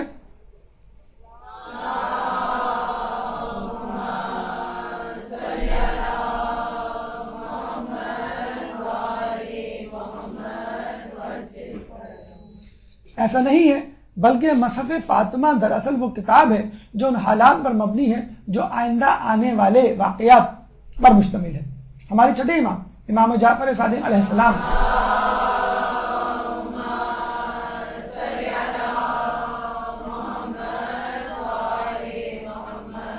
ایک دفعہ مصحف فاطمہ پڑھ رہے تھے، ان کے کچھ اصحاب ان سے ملنے کے لیے آئے، دیکھا کہ وہ گریہ کر رہے ہیں۔ لوگوں نے پوچھا آپ گریہ کیوں کر رہے ہیں؟ انہوں نے کہا کہ میں نے مصحف فاطمہ کا مطالعہ کیا تو مجھے آنے والے دنوں میں اپنے شیعوں کے حالات کا اندازہ ہوا، اس لیے رو رہا ہوں۔ پوچھنے والوں نے پوچھا کہ آپ کیوں رو رہے تھے؟ تو آپ نے فرمایا کہ آئندہ آنے والے زمانے میں امام کی غیبت میں جب ان کی غیبت طولانی ہو جائے گی، انتظار زحمت سے بھرپور ہو جائے گا، تو ہمارے کچھ شیعہ اپنے عقائد سے منحرف ہو جائیں گے اور وہ اس طولانی انتظار کی زحمت کو برداشت نہیں کر پائیں گے اور اپنے عقیدے سے پھر جائیں گے۔ میں ان شیعوں پہ رو رہا ہوں۔ تو اللہ تعالیٰ سے دعا ہے کہ اس طولانی انتظار میں ہمارے پائے استقامت میں کوئی لغزش نہ آنے دے۔ اللہ کے رسول نے جب یہ تمام گفتگو بتائی تو علی کی حیرت میں کمی ہوئی۔ پھر اللہ کے رسول نے فرمایا، نور فاطمہ من نوری، فاطمہ کا نور میرے ہی نور سے ہے۔ یقیناً اگر فاطمہ کوئی بات کرے گی تو وہ وہی بات ہوگی جو میں نے اسے بتائی ہوگی۔ کہتے ہیں کہ جب فرشتے آپ کے پاس آتے ہیں تو آپ ان سے گفتگو کرتی۔ ایک دفعہ ایک فرشتے نے آپ کو سیدۃ النساء کہا تو آپ نے کہا یہ لقب تو بی بی مریم کے لیے ہے۔ تو فرشتے نے جواب دیا، بی بی مریم اپنے زمانے کی عورتوں کی سردار تھی اور آپ اولین و آخرین کی عورتوں کی سردار۔ کچھ لوگ یہاں پہ ایک اعتراض کرتے ہیں کہ بی بی سیدہ نبی تو نہ تھی، وہ کس طرح فرشتوں سے کلام کر سکتی ہیں؟ وہ کوئی پیغمبر تو نہ تھی، ان پر اللہ کی وحی کیسے نازل ہوئی؟ تو ان کے لیے عرض ہے، اللہ تعالیٰ نے قرآن مجید میں مادر موسیٰ، مادر عیسیٰ اور مادر اسحاق سے متعلق وحی کا تذکرہ کیا ہے۔ سورہ آل عمران آیت نمبر 42 میں اللہ فرماتا ہے، وَإِذْ قَالَتِ الْمَلَائِكَةُ يَا مَرْيَمُ إِنَّ اللَّهَ اصْطَفَاكِ وَطَهَّرَكِ وَاصْطَفَاكِ عَلَى نِسَاءِ الْعَالَمِينَ کہ اللہ کے فرشتوں ملائکہ نے ان سے کہا، اے مریم اللہ نے تم کو منتخب کر لیا اور تم کو پاک کر دیا اور تم کو تمام عالمین کی عورتوں کا سردار بنا دیا، ان میں منتخب کر لیا۔ سورہ آل عمران آیت نمبر 42۔ اسی طرح مادر موسیٰ سے کلام کرتے ہوئے، وحی دیتے ہوئے اللہ نے فرمایا، وَأَوْحَيْنَا إِلَىٰ أُمِّ مُوسَىٰ، ہم نے موسیٰ کی ماں کے پاس وحی بھیجی۔ کیا وحی بھیجی؟ کہ موسیٰ کو دودھ پلاؤ اور اگر خوف و خطرہ محسوس کرو تو اس کو صندوق میں بند کر کے دریا برد کر دو۔ اور پھر آپ نے دیکھا کس طرح صندوق جو ہے بی بی آسیہ کے پاس پہنچا اور فرعون کے محل میں اسی کے دشمن جناب موسیٰ کی پرورش ہوئی. جناب سارہ سے کلام، ام اسحاق، فرشتوں نے ان کو خوشخبری دی، فبشرناہا باسحاق، کہ تم کو یعنی ان کو بشارت و اسحاق کی. اور کہتے ہیں اس بات پہ مسکرائیں کیونکہ ان کی عمر 90 سال سے زیادہ تجاوز کر گئی تھی. اس کے باوجود ان کا ایک بیٹا اسحاق ہوا جو یعقوب علیہ السلام کے والد بنے، جو حضرت یوسف علیہ السلام کے والد بنے. یہ 3 خواتین سے اللہ کا بذریعہ ملائکہ کلام اس بات کی دلیل ہے کہ اللہ نبی کے علاوہ بھی لوگوں سے کلام کر سکتا ہے، اور اگر ان تینوں سے برتر اور پرعظمت شخصیت موجود ہو تو اس سے کلام کیوں نہیں کر سکتا. اس کی بات تو بہت دور کی بات ہے. آپ یہ بھی کہہ سکتے ہیں کہ اللہ تعالیٰ اپنے نیک بندوں تک سے کلام کرتا ہے. ابھی تک تو ہم بی بی سیدہ کی بات کر رہے ہیں، بی بی مریم، بی بی سارہ اور بی بی مادر موسیٰ کی بات کر رہے ہیں. عام انسانوں کے لیے اللہ تعالیٰ سورہ فصلت آیت نمبر 30 میں فرماتا ہے ان الذين قالوا ربنا الله ثم استقاموا تتنزل عليهم الملائكة الا تخافوا ولا تحزنوا وابشروا بالجنة التي كنتم توعدون. ان الذين قالوا ربنا الله، کہ جن لوگوں نے کہا کہ اللہ ہمارا رب ہے، ثم استقاموا، اور اس پر استقامت کے ساتھ قائم رہے، تتنزل علیہم الملائکہ، ان پر ملائکہ نازل ہوتی ہیں. اللہ تخافوا، خوف نہ کرو، ولا تحزنوا، اور غمزدہ نہ ہو، وابشروا، اور تم کو بشارت ہو کس کی؟ بالجنتی، کس جنت کی؟ بالجنت التی کنتم توعدون، اس جنت کی بشارت ہو کہ جس کا تم سے وعدہ کیا گیا ہے. اللہ کے بندوں پر بھی جو کہ غیر معصوم ہیں اس پہ بھی فرشتے نازل ہوتے ہیں، تو بی بی سیدہ پہ فرشتے کیوں نہیں نازل ہو سکتے ہیں؟ اس کے علاوہ حدیث رسول ہے کہ ہر مومن کے دل میں 2 کان ہوتے ہیں. ایک کان میں فرشتہ پھونک مارتا ہے اور ایک کان میں شیطان وسواس خناس پھونک مارتا ہے. یہ بالکل ایسا ہی ہے کہ فجر کی اذان کا جب وقت ہوتا ہے تو آپ کے دل میں خیال آتا ہے کہ فجر کا وقت ہو گیا، مجھے نماز پڑھنی چاہیے. یہ وہ پھونک ہے، یہ وہ آواز ہے جو آپ کے دل سے نہیں بلکہ آپ فرشتے کی زبان سے نکلتی ہے، جو آپ کے دل میں پہنچتی ہے. لیکن دوسرے لمحے خیال آتا ہے کہ ابھی تو بہت وقت ہے، ابھی میں نماز نہیں، بعد میں پڑھ لوں گی. تو یہ جو خیال آیا ہے یہ شیطان وسواس خناس جس کا کام ہے وسوسے ڈالنا. اچھا، اتفاق کی بات یہ ہے، سائنس کے اسٹوڈنٹ اس بات کی تصدیق کریں گے کہ ہمارے دل میں جو 2 اپر چیمبرز ہیں ان کا نام اوریکل ہے، اور اوریکل کو انگلش میں کان کہا جاتا ہے. یہ جو آپ کا کان ہے آپ کے چہرے پر دائیں اور بائیں طرف، اس کو بھی اوریکل کہتے ہیں، یا دوسرا نام ایٹریم بھی ہے. یعنی دل کے جو اوپر کے چیمبرز ہیں، لیفٹ اینڈ رائٹ ایٹریم، حقیقت میں ایٹریم کو کان کہا جاتا ہے. تو دل میں حقیقت میں دیکھا جائے تو 2 کان ہیں کہ جس میں جو ہے ایک میں فرشتہ پھونک مارتا ہے، ایک میں شیطان میں. اچھا، یہ بھی اتفاق کی بات ہے کہ دل کے ایک چیمبر میں یعنی رائٹ سائڈ پر گندا خون آتا ہے جسم کا، اور لیفٹ سائڈ پر اچھا خون آتا ہے. یعنی ایک میں D oxygenated blood that is with carbon dye oxide, اور ایک میں oxygenated blood that is with oxygen. جو گندا خون ہے وہ پھیپھڑوں کو دے دیا جاتا ہے تاکہ اس کی پیوریفیکیشن ہو، اور جو گڈ بلڈ ہوتا ہے، آکسیجنیٹڈ بلڈ ہوتا ہے، وہ جسم کی طرف پمپ کر دیا جاتا ہے. آپ نے دیکھا فزیکلی، میڈیکلی، فزیولوجیکلی آپ کے جسم میں جو دل ہے اس میں 2 طرح کی رطوبتیں، 2 طرح کے خون آتے ہیں، اچھا اور برا خون. تو جب دل میں اچھا اور برا خون آ سکتا ہے تو اسی طرح ایک ہی دل میں 2 قسم کے خیالات کیوں نہیں آ سکتے؟ ایک فرشتے کی طرف سے، ایک شیطان کی طرف سے. یہ آپ کی نیت، آپ کے ارادے اور آپ کی جسے کہتے ہیں کہ ارادت مندی اور خلوص پر مشتمل ہے کہ آپ کس کی آواز پر لبیک کہتے ہیں. ایک درود پڑھ دیں محمد والے محمد.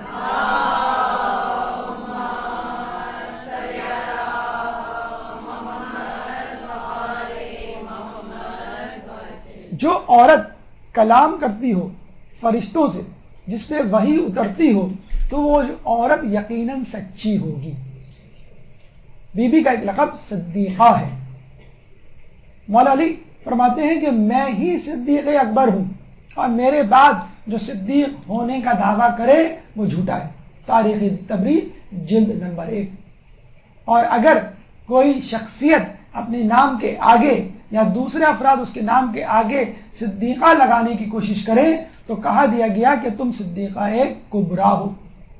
اور اس بات کی دلیل خود قرآن میں آیہ مباہلہ کے حوالے سے مل جاتی ہے کہ آیہ مباہلہ میں نساءنا کا لفظ استعمال کیا گیا، یعنی عورت، اور عورت کا مطلب ہوتا ہے گھر کی عورت، اور گھر کی عورت کا مطلب ہوتا ہے گھر والی، گھر والی کا مطلب ہوتا ہے بیوی. تو رسول اللہ چاہتے تو اپنی بیویوں کو لے جاتے. نساءنا کا لفظ ہے، جمع کا صیغہ ہے. سرسری طور پہ پڑھنے والا یہی سمجھے گا کہ اس سے مراد ہے ازواج نبی، جمع کا صیغہ ہے، اور نساء کا مطلب عورت یعنی گھر کی عورت. لیکن رسول اللہ نے تمام عورتوں کو چھوڑ کر فقط بی بی سیدہ کو اس قابل سمجھا کہ اپنے ساتھ لے جائیں، اور وہ دنیا کی تمام عورتوں کی طرف سے گواہی دی.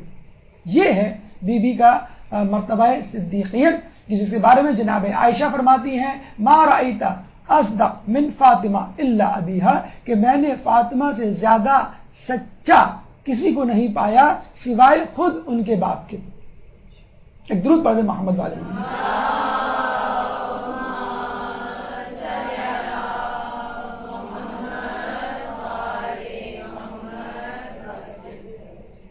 چنانچہ اگر جناب سیدہ کے علاوہ کسی اور کو صدیقہ مشہور کیا جائے تو اس کا بھی جواب اللہ تعالیٰ نے دے دیا، آپ کو صدیقہ کبریٰ کہہ کے، کہ اگر اور کوئی مشہور ہو جائے تو وہ صدیقہ صغریٰ ہو سکتی ہے، لیکن صدیقہ کبریٰ خود جناب سیدہ کی ذات. پھر آپ دیکھیے کہ جو عورت صدیقہ ہو، جو عورت محدثہ ہو، راضیہ ہو، مرضیہ ہو، اتنی صفات کی مالک ہو، کیا وہ عورتوں کی سردار کہلانے کی قابل نہیں، حق نہیں رکھتی؟ اور اس کی بات کی دلیل اس حدیث سے بھی ہوتی ہے کہ جب محشر کے دن پل صراط پر لوگ گزریں گے تو ایک ندا آئے گی، اے اہل محشر اپنے سروں کو جھکا لو اور اپنی نگاہیں نیچی کر لو کہ فاطمہ بنت محمد پل صراط سے گزر جائے. جب وہ پل صراط سے گزریں گی تو ان کے ساتھ 70,000 حوریں ہوں گی.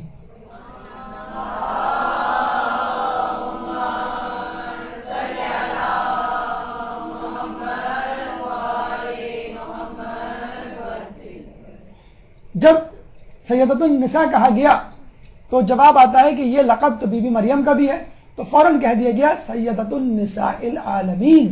وہ اپنے زمانے کی یعنی بی بی مریم اپنے زمانے کی عورتوں کی سردار تھی، اور بی بی سیدہ تمام زمانوں کی عورتوں کی سردار، گزرے ہوئے زمانے، موجودہ زمانے اور قیامت تک کے آنے والے زمانوں کی سردار، یعنی سیدۃ النساء العالمین.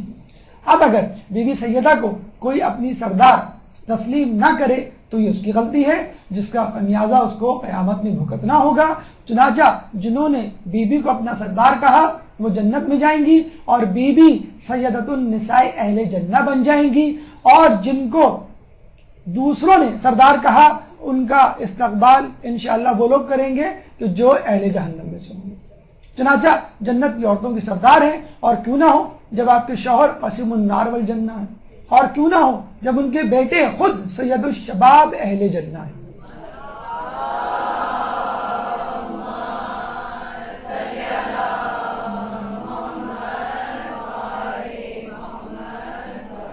تو ایسی عورت جو صدیقہ ہو، صدیقہ کبریٰ ہو، سیدۃ النساء ہو، سیدۃ النساء اہل جنہ ہو، ایسی عورت یقیناً افضل النساء ہوگی، سب عورتوں سے افضل ہوگی.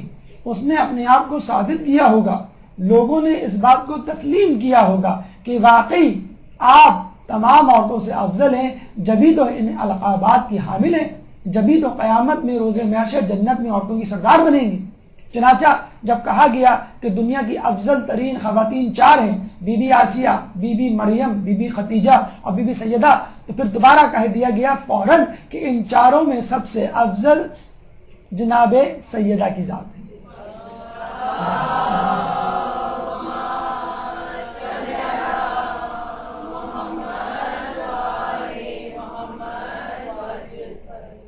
افضل النساء لوگوں کی طرف سے دیا گیا لقب، اور جب یہ لقب تصدیق کے لیے خدا کی حضور، خدا کی بارگاہ میں پیش کیا جائے تو اللہ اس لقب کو افضل النساء سے خیر النساء میں تبدیل کر دیتا ہے.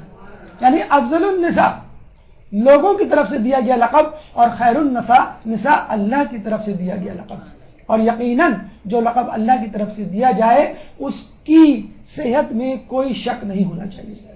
اگر خدا نخواستہ کوئی عورت کسی طرح عبادت میں، کسی فضیلت میں اپنے آپ کو بیوی سے آگے ثابت کر دے تو مجھے بتلائیے وہ اپنا باپ بیوی کے باپ جیسا کیسے لے کر آئے گی؟ وہ اپنے بیٹے بیوی کے بیٹوں جیسا کیسے لے کے آئے گی؟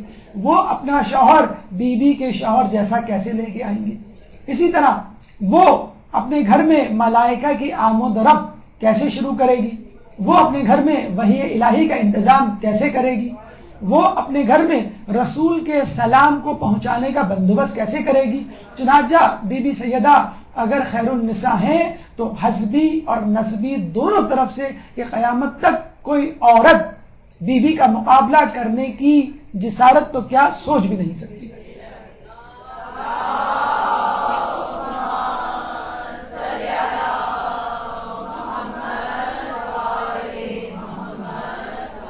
اس کی تصدیق رسول اللہ کی اس حدیث سے یا علی انت و شیعتک ہم خیر البریہ، تو جس کا شوہر خیر البریہ ہو اس کے خیر النساء ہونے میں کیا شک۔ اسی طرح امام زمانہ کے لیے خیر بقیت اللہ کا جو لفظ استعمال کیا گیا ہے اس کے لیے بھی کہا گیا ہے بقیت اللہ خیر لکم ان کنتم مؤمنین، تم ہی اللہ کا بقیہ حصہ، بقیہ حجت ہو اور تم خیر ہو۔ اور لوگ اگر اس کو سمجھیں، جب بی بی اتنے زیادہ فضائل کی مالک ہو تو یقیناً یہ بی بی برکتوں سے بھرپور ہوگی۔ چنانچہ بی بی کا ایک لقب مبارکہ ہے۔ مبارکہ کیوں نہ ہو کہ جس کے توسل سے دعا قبول ہوتی ہو، جس کی نسل سے تسلسل امامت جاری ہوا اور جو 11 اماموں کی ماں بنی اور اس امام کی بھی جدہ ٹھہری جو اس وقت ہمارے زمانے کا امام ہے۔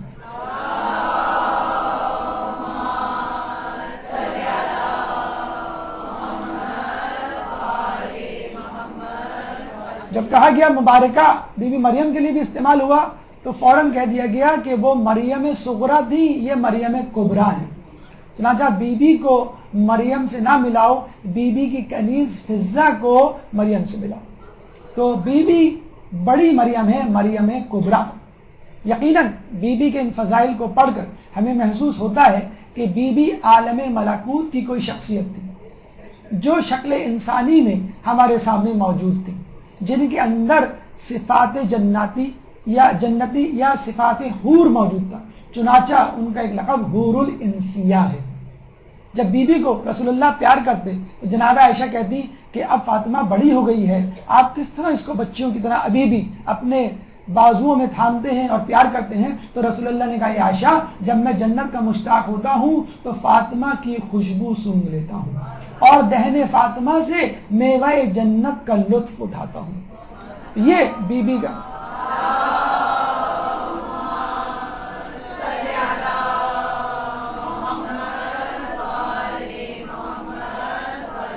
بی بی نہ صرف اپنے لیے ذات خیر تھی بلکہ رسول اللہ کے لیے بھی ایک ذات مفیدہ بنی۔ کہتے ہیں کہ جب رسول اللہ کے تیسرے فرزند ابراہیم کا انتقال ہوا تو نعوذ باللہ لوگوں نے آپ کو ابتر کہنا شروع کر دیا۔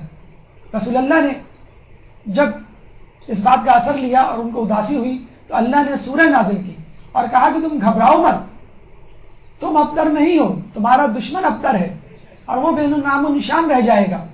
کیوں کہ ہم عنقریب تم کو کوثر دینے والے ہیں۔ ان شانیک هو الابتر، ان اعطیناک الکوثر فصل لربک وانحر، ان شانیک هو الابتر، ہم نے تمہیں کوثر عطا کی، بس تم نماز پڑھو، قربانی دو، بے شک تمہارا دشمن بے نام و نشان رہے گا۔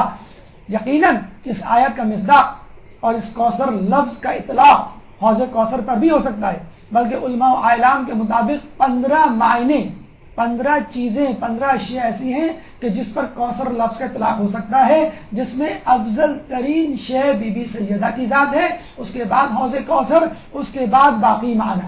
کیوں کہ آیت کا آخری ٹکڑا بتلا رہا ہے کہ ان شانیہ کا الابتر، تمہارا دشمن ہی بے نام و نشان رہے گا جس نے تمہاری نسل کو منقطع ہونے کا طعنہ دیا۔ اور آپ دیکھ لیجئے کہ رسول اللہ کی نسل سادات کی صورت میں مشرق و مغرب، شمال و جنوب، ایشیا اور امریکہ، افریقہ، اور آسٹریلیا ہر جگہ موجود ہے، لیکن بنو امیہ اور دشمنان اہل بیت کے لوگ آج ہمیں نظر نہیں آتے۔ جن لوگوں نے رسول اللہ کو ابتر کا طعنہ دیا گیا ان کی نسل آج موجود نہیں۔ کربلا کے واقعے کے وقت بنو امیہ کے محلات میں 400 گہوارے ایسے تھے جس میں 4000 گہوارے ایسے تھے جس میں 4000 بنو امیہ کے شہزادے پرورش پا رہے تھے۔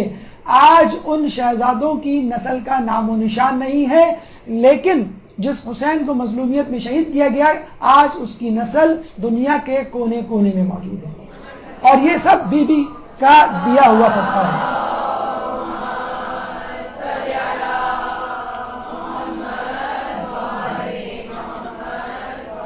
کہتے ہیں حجاج نے ایک دفعہ اپنے دربار میں سوال کیا کہ میں نہیں مانتا کہ رسول کی نسل بی بی سے چلی ہو، کسی کی نسل عورت سے کیسے چل سکتی ہے؟ یحییٰ بن یعمر نے جواب دیا کہ اس بات کا ذکر تو قرآن میں موجود ہے۔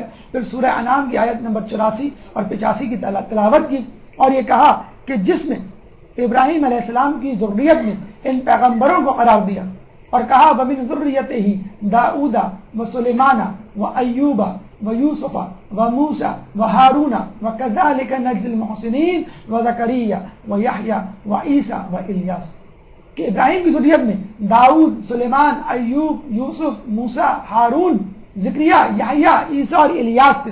یہ تمام کے تمام اپنے باپوں کے سلسلے سے، اپنے والدوں کے سلسلے سے ابراہیم تک پہنچے تھے، لیکن عیسیٰ علیہ السلام اپنی ماں کی وساطت سے ابراہیم تک پہنچے تھے۔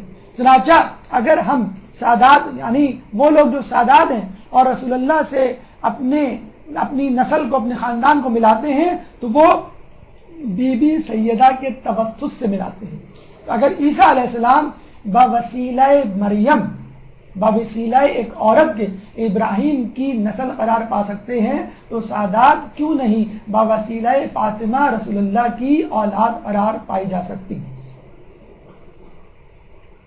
ایک اور حدیث اس بات کی تائید کرتے ہوئے کہ اللہ نے ہر نبی کی اولاد اس کے صلب میں قرار دی مگر میری اولاد علی ابن ابی طالب کے صلب میں قرار دی۔ اور سورہ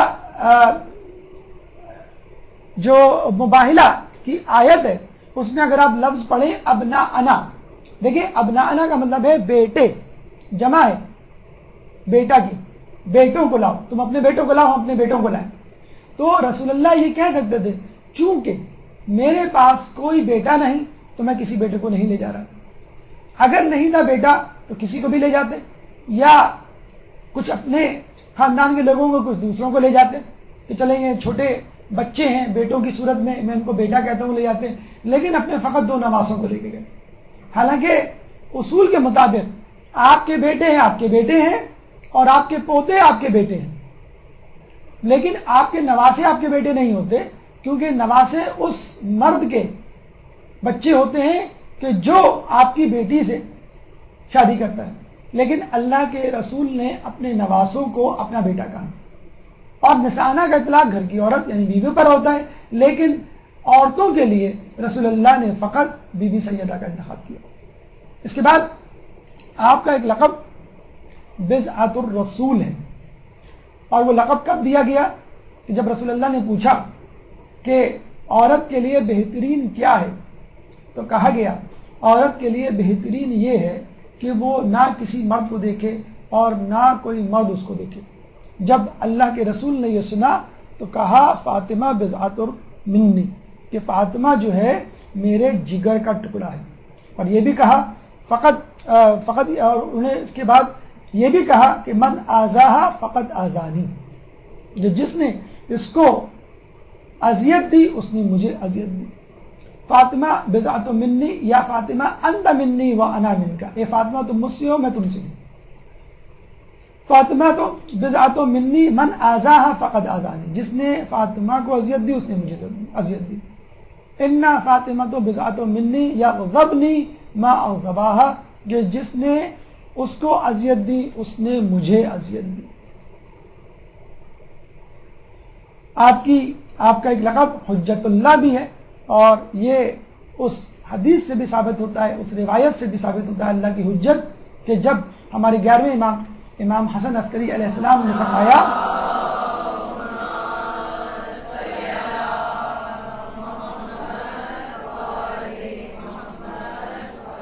کہ ہم تم پر اللہ کی حجت ہیں اور فاطمہ ہم پر اللہ کی حجت ہے، تو یہ وہ جناب سیدہ کی قدر و منزلت تھی کہ جس کے مطابق آپ حجت اللہ لقب کی مصداق ٹھہرائی، اور آپ کا لقب حجت اللہ بھی پڑ گیا۔ ایک لقب، یہاں پہ اتنے سارے القاب کو سننے کے بعد انسان یہ سوچتا ہے اس میں کون سا ایسا لقب ہے جو بہترین لقب ہے، کون سا ایسا لقب ہے جو سب سے زیادہ ثقیل اور وزندار لقب ہے، کون سا ایسا لقب ہے جس میں تمام جو ہے وہ خوبیاں سمٹ آئیں۔ ہمیں نہیں معلوم کون سا لقب بہتر ہے، کون سا کم بہتر ہے، لیکن ام ابیہا ایک ایسا لقب ہے کہ جس کو سن کر لگتا ہے کہ گویا اس لقب میں تمام صفات موجود ہو جائیں، آ گئی ہیں۔ وہ اس طرح کہ رسول اللہ رحمۃ للعالمین تمام مخلوقات میں سب سے افضل، اب رسول سے جو افضل ہو سکتا ہے وہ خود رسول کی ماں ہو سکتی ہے، معنوی طور پہ صحیح، تو رسول اللہ نے آپ کو جو لقب دیا وہ تھا ام ابیہا، یعنی اپنے باپ کی ماں، حقیقتاً نہیں، لفظاً یہ کنیت میں شمار ہوتا ہے لیکن معناً یہ لقب ہے۔ کیوں کہ بی بی سیدہ نے اپنے باپ کی اس طرح خدمت کی کہ لگتا تھا کہ اگر رسول کی ماں زندہ ہوتی تو وہ آپ کی اسی طرح خدمت کرتی۔ مثلا 5 سال کی عمر میں جب ان کو معلوم ہوتا ہے کہ ابو جہل نے مسجد میں رسول اللہ پر اوجڑی اور کوڑا کرکٹ پھینک دیا ہے، تو آپ بھاگتی ہوئی جاتی ہیں رسول اللہ کے پشت مبارک سے یہ غلاظت صاف کرتی ہیں اور آپ کے کپڑے دھلواتی ہیں۔ جب وہ جہل کا منصوبہ ہوتا ہے رسول اللہ کو قتل کرنے کا، آپ تنہا مسجد میں جاتی ہیں اور رسول کے پاس جا کے کھڑی ہو جاتی ہیں، گویا رسول کی محافظ ہیں، اور ابو جہل اپنی حرکت سے باز آ جاتا ہے۔ جنگ احد میں جب معلوم چلتا ہے کہ رسول اللہ جو ہے شہید کر دیے گئے ہیں تو آپ تنہا جنگ کے میدان میں چلی جاتی ہیں، اس جنگ کے میدان میں جس میدان میں بہت سے لوگ فرار ہو گئے، اور رسول کو ڈھونڈتی ہیں اور آپ کی مرہم پٹی کرتی ہیں۔ یعنی انہوں نے اپنی خدمت اس طرح رسول اللہ کو دی جس طرح ایک ماں کہ اپنے بیٹے کی خدمت کرتی ہے۔ اور ایک تحقیق کے مطابق یہ ام ابیہا نہیں بلکہ ام ابنیہا ہے، یعنی 2 بیٹوں کی ماں۔ بہرحال ام ابیہا، ام ابنیہا دونوں صورتوں میں یہ لقب یا کنیت دی جا سکتی ہے۔ دیگر القابات جو ہم وقت کی کمی کے باعث تفصیل سے بیان نہیں کر سکتے، مثلا آیت اللہ، حجت اللہ، امت اللہ، اس کے بعد نبوت سے متعلق چند القابات، بقیت النبوہ، ثمرۃ النبوہ، حبیبۃ المصطفیٰ، ریحانۃ النبی، زجاجۃ الوحی، ودیعۃ الرسول، سفینۃ النجاہ، یہ امام مظلوم کے لیے بھی استعمال ہوتا ہے، شفیعۃ الامہ، امت کی شفاعت کرنے والی، عروۃ الوثقیٰ، مضبوط رسی، عقیلۃ الرسالہ، عقل رسالت کی، معدن الحکمہ، حکمت کے معدن ماخذ، کلمہ طیبہ، پاک کلمہ، کوکب دری، چمکتا ہوا ستارہ، درہ توحید، توحید کا موتی،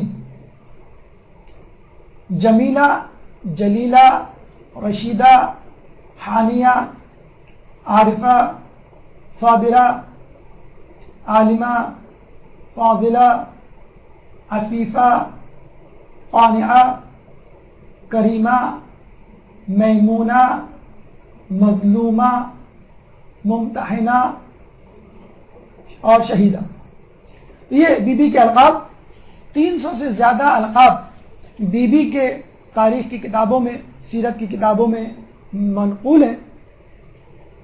اور آپ نے دیکھا کہ جس بی بی کو رسول اللہ نے بضعۃ الرسول کہا، اور اس کے بعد یہ بھی کہا من اذاہا فقد اذانی، کہ جس نے اسے اذیت دی اس نے مجھے اذیت دی، اور یہ بھی کہا جاتا ہے کہ جس نے اس کو ناراض کیا اس نے مجھ کو ناراض کیا، اور جس نے مجھ کو ناراض کیا اس نے اللہ کو ناراض کیا، اور جس نے اللہ کو ناراض کیا وہ اپنا ٹھکانہ جہنم میں بنا لے۔ مجھے نہیں معلوم کہ جس در پر اللہ کے رسول نے 6 مہینے تک آیت تطہیر کی تلاوت کی. جس در پر ملک الموت اجازت لے کر آیا کرتا تھا اس در پہ لوگ کس ہمت و جرت سے، کس شقی القلبی سے آگ لے کر آئے ہوں گے. اور جب آگ لانے والوں کو بتلایا گیا کہ اس گھر کے اندر بی بی سیدہ رسول کی بیٹی بھی موجود ہے تو کہا گیا ہوا کرے. گویا ان کو اس بات کی کوئی پرواہ نہیں تھی. جناب سیدہ کی ناراضگی کی، نہ ہی رسول کی ناراضگی کی اور نہ ہی اللہ کی ناراضگی کی. اور جب دروازے کو آگ لگائی گئی، دروازہ بی بی کے جسم مطہر پہ پڑا، پہلو شکستہ ہوا، شکم مادر میں محسن شہید ہوئے، بی بی زمین پر گری، پسلیاں ٹوٹی، مولا علی کو گلے میں رسی ڈال کر گھر سے باہر لے جایا گیا. یہ تمام میری مظالم میری بی بی نے برداشت کیے، لیکن حرف شکایت زبان پر نہیں لایا. کبھی شکم مادر میں محسن کی شہادت کا شکوہ نہیں کیا، کبھی ٹوٹی ہوئی پسلیوں کا ذکر نہیں کیا، کبھی مولا کے گلے میں رسی باندھنے کا شکوہ نہیں کیا. لیکن اگر بی بی نے کبھی شکوہ کیا تو 2 باتوں کا شکوہ کیا کہ مجھ جیسی صدیقہ کی گواہی کو جھٹلایا گیا. ارے عیسیٰ علیہ السلام نے گہوارے میں اپنی ماں کی عصمت کی گواہی دی، لوگوں نے نہ صرف بی بی کی گواہی کو جھٹلایا بلکہ بی بی کے بچوں حسن و حسین کی گواہی کو جھٹلایا. اس بی بی کی گواہی کو جھٹلایا کہ جس نے مباہلے کے میدان میں عیسائیوں کے خلاف گواہی دی. لیکن بی بی نے کہا کہ مجھے اپنے مصائب پر افسوس نہیں، مجھے گلہ صدیقہ کی گواہی کے جھٹلانے کا ہے، اور اس بات کا گلہ ہے کہ مجھے اپنے باپ کا ماتم نہیں کرنے دیا. بی بی جب صبح ماتم کرتی تو کہا جاتا کہ رات میں ماتم کرے، اور جب رات میں ماتم کرتی تو کہا جاتا کہ صبح ماتم کرے. اور لوگ تنگ آ گئے تو کہنے لگے کہ شہر سے باہر جا کر ماتم کرو.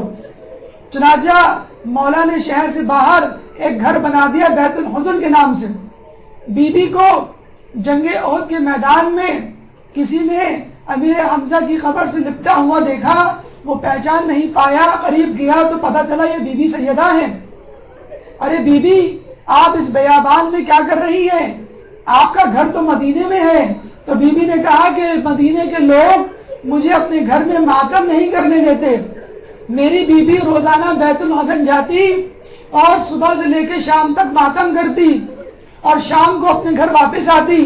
ایک دن جب گھر واپس آئی تو چہرہ شدت دھوپ سے جھلسا ہوا تھا. مولا نے کہا کہ آج تمہارا چہرہ دھوپ کی شدت سے کیوں جھلسا ہوا ہے؟ تو بی بی نے کہا کہ جس درخت کو تم نے لگایا تھا، جس درخت کے نیچے میں اپنے بابا کا ماتم کرتی تھی، اس درخت کو کاٹ دیا گیا. اور پھر بی بی پہ ایسا بھی وقت آیا کہ بی بی کھڑے ہو کے نماز نہیں پڑھ سکتی تھی. بی بی ایک ہاتھ سے دیوار کو تھام دی، ایک ہاتھ سے اپنے پہلو کو تھام دی، اور مولا علی کو کبھی یہ محسوس نہیں ہونے دیا کہ میری پسلیاں ٹوٹی ہوئی ہیں. ایک دن مولا علی گھر آئے تو دیکھا بی بی چکی پیس رہی ہیں، کپڑے دھو رہی ہیں، کھانا پکا رہی ہیں. مولا نے کہا کہ فاطمہ تم کو کیا ہو گیا؟ تم تو بہت علیل تھی. بی بی نے فرمایا آج میں نے اپنے بابا کو خواب میں دیکھا ہے. ارے یہ کوئی نئی بات تو نہیں؟ بی بی نے کہا نہیں، آج میں نے اپنی اماں خدیجہ الکبریٰ کو بھی خواب میں دیکھا ہے. میرے بابا فرما رہے تھے آج تم ہمارے پاس آ جاؤ گی. چنانچہ میں نے ضروری سمجھا کہ کھانا پکا لوں، کہیں میرے غم کی وجہ سے لوگ میرے بچے کو کھانا دینے سے نہ رہ جائیں. جب بی بی کی زبانی آپ کی شہادت کی خبر سنی تو امامت کا علم علی کو بتانے میں مجبور ہو گیا کہ آج بی بی اس دنیا سے رخصت ہونے والی ہیں. گھبرا کے پوچھا اسماء بچے کہاں ہیں؟ آج ان کو یہاں ہونا چاہیے۔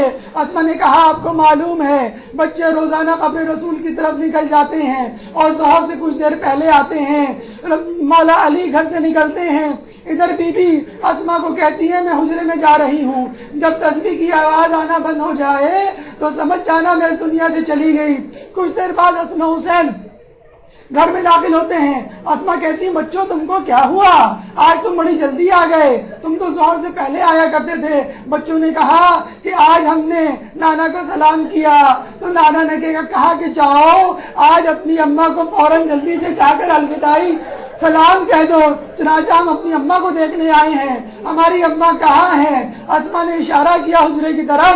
حسن و حسین حجرے میں داخل ہوئے۔ اس دوسری طرف گھر کا دروازہ کھلا، مولا علی داخل ہوئے۔ کہنے لگے کہ بچے کہاں ہیں؟ اسماء نے کہا کہ آپ اتنی جلدی آ گئے؟ کہنے لگے کہ جب میں نے قبر رسول کی طرف رخ کیا، سلام کیا تو جواب نہ آیا، جبرائیل نے جواب نہیں دیا۔ اے علی جلدی سے گھر جاؤ، فاطمہ اس دنیا سے چلی گئی ہے اور اس کو دیکھ کر اس کا بیٹے حسین بے ہوش ہو گئے ہیں۔ چنانچہ میں حسین کو دیکھنے آیا ہوں۔ کمرے میں داخل ہوئے، بچوں کو باہر نکالا کہ مجھے اپنی ماں تمہاری ماں کو غسل دینے دو۔ مولا جب غسل دے رہے تھے تو غسل دیتے دیتے ایک چیخ ماری۔ جب غسل دے کر باہر آئے تو لوگوں نے پوچھا ارے مولا یہ کیسی چیخ تھی، آپ کبھی بھی اس طرح نہیں روئے۔ تو مولا نے کہا کہ جب غسل دیتے دیتے میں پسلیوں کے پاس پہنچا تو مجھے پتا چلا کہ فاطمہ کی پسلیاں ٹوٹی ہوئی ہیں۔ پھر لوگوں سے مخاطب ہو کے کہا کہ بچوں آؤ اپنی ماں کا آخری دیدار کر لو۔ حسین آگے بڑھے۔ اس دفعہ حسین نے کہا کہ میں اپنے ماں کے پاس نہیں جاتا کہ جب تک ماں مجھے اپنے پاس خود نہیں بلاتی۔ دوسری طرف بندے کفن ٹوٹے، فاطمہ کے ہاتھ باہر نکلے، حسین کو اپنے گلے سے لگایا۔ میں کہوں بی سیدہ جب امام مظلوم کربلا میں ہوں گے نہ اس کا بھیا ہوگا، نہ بابا علی مرتضیٰ ہوں گے، نہ کوئی اور ہوگا۔ جب وہ گھوڑے سے گریں گے تو ان کو سنبھالنے والا کون ہوگا؟ لعنت اللہ علی القوم الظالمین سیعلمون الذین ظلموا انهم القادمین القادمون برحمتك يا أرحم الراحمين وصلى الله على محمد وآله